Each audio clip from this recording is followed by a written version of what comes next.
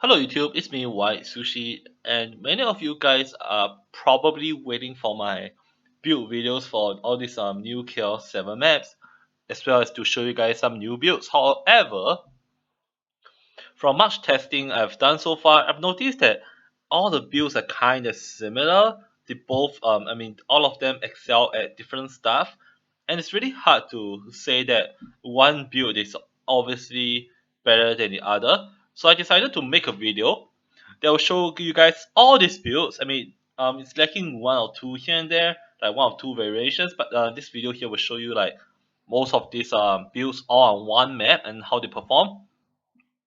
So we're gonna gauge how they perform by the amount of health that the um, walls are losing per wave. First wave is not very representative because weapon manufacturers obviously have the advantage. But we're gonna see how it goes. Maybe we'll just not factor in this lane that much when we think about the builds. But anyway, so I've done a little breakdown of the defense unit for this map. I've noticed that the defense unit limit is 2000, and I've placed a total of 3 Skyguard towers across the map. So on each lane, I will have 350 available DU because there's a total of 5 lanes after taking into consideration the Sky Guards, which minus off from the total. And yeah, all my lanes are set up with 350 defense units in mind. And right now I'm going to show you guys the relics. So firstly, I'm using Cannonball Towers with this medallion here. I use it for one of the other lanes later on, which I'll show you guys. Squire Walls, which I'm using. The Obelisk on the Mystic. The Dryad Wall, along with Moss Hornet's Nest. Also using the Weapon Manufacturers. The Monk's Flame Aura. The Monk's Skyguard Tower, as well as the Monk's Lightning Strikes Aura. I believe that is it.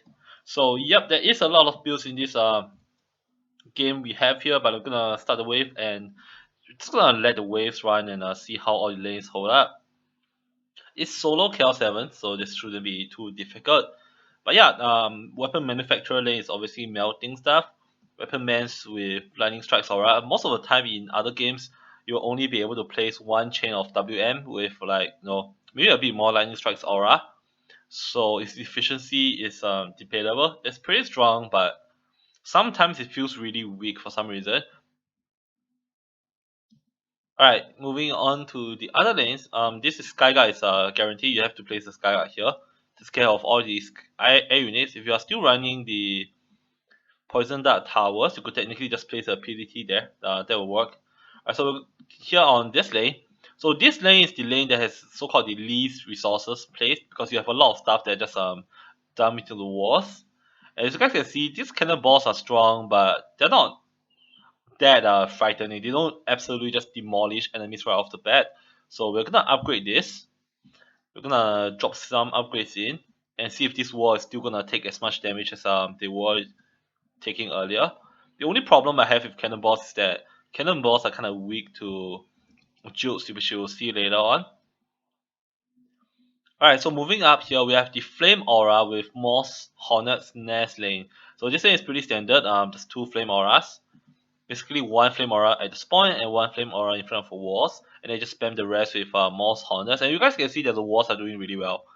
This is almost comparable to the weapon manufacturer side right off the bat, even on like wave 1. So this is pretty amazing. 330 defense units, same as the weapon man side. But yeah, this is why I say most Hondas are really strong. But later on, they kind of bug out when jukes start spawning, which you guys will see later on. And I believe the walls will take a bit more damage once we get to the point. But yeah, we're gonna move over to the other lane, which happens to have a siege roller spawning. I think that's kind of nice since we're going there anyway. Alright, in the middle here, we actually have a Moss Hornet with Flame Aura build as well. As you guys can see, that it's similar results. It's just that there's less Hornets here, which is why the wall is taking a bit more damage, but it's normal.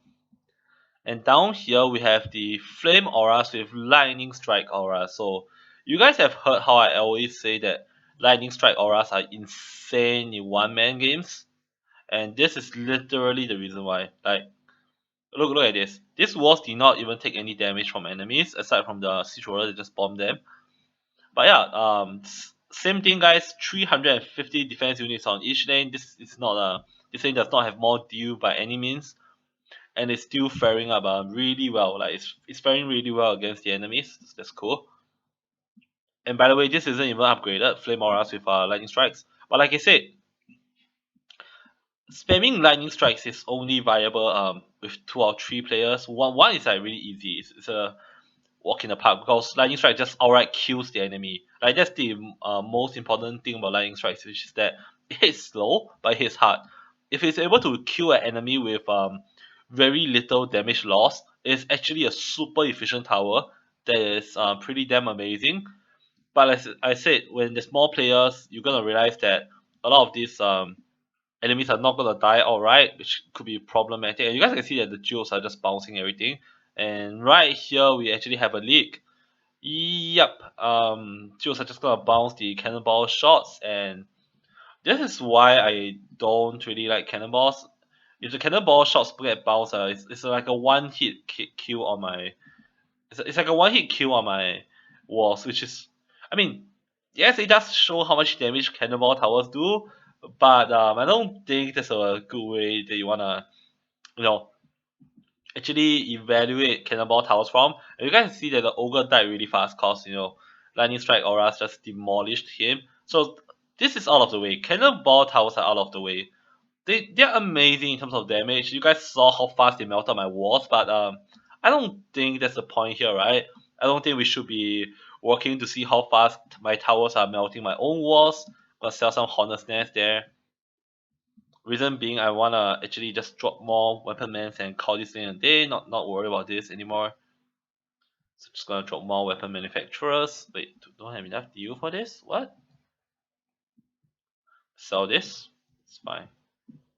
Wait, actually I sold the wall on the wrong side. Should have sold the wall on the other side instead. But I do have enough DU though. That was really weird. Like I was looking at it, I was like thinking I should have enough DU, but just sold it anyway. Alright. Still okay. So yep, Cannonball is the first to get eliminated from this race. Like I said, if it's gonna destroy your walls on the wave tree, it doesn't matter how strong it is. It's not gonna matter as much at the end of the day. If it's gonna just kill your walls and make you have a lot of trouble with geodes. Now moving on to this side, as you guys can see on wave 3 there were geodes. And these walls are taking some heavy damage right now. Like these are almost same as these are almost the same as like cannonball towers. They seem to interact really weirdly with geodes, going to geodes and stuff. I would say that's like bugging out, not intended. But you guys can see that like bees are a bit not spectacular, especially when you're doing one man, just because of jokes and stuff. So if we are to eliminate another tower, another build from this so-called tower race, I would eliminate bees. Just because it's not consistent across all the bees are just not consistent across all the waves for some reason. I can't really pinpoint the problem. For all I know, it might not even be jokes interacting with it, might be something else altogether. But bees are generally not very consistent. Which brings us to this bottom lane right here. On this lane, we actually have the Flame Auras and Lightning Strike Auras build. You guys can see that I did not actually drop too much upgrades onto this lane. It's holding up really well. But once again, only on 1 to 2%. 3% is a bit pushing it. So you guys can evaluate this build. Like they're really close. All of them have their strong points, and all of them are kind of weak in other ways. And I'm gonna go up here as well, which I see my wall is breaking.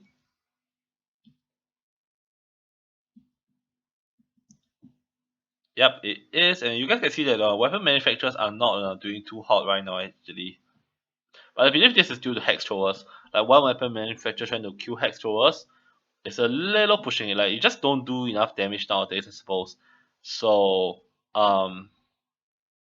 yeah, weapon manufacturer isn't too hot either. you can't really upgrade it, so it's not gonna get stronger over the waves. And you guys can see that according to my experiments so far, even the top lane, the weapon manufacturer lane is breaking as well. So at the end of the day, I know I said a lot of souls and a lot of tasks.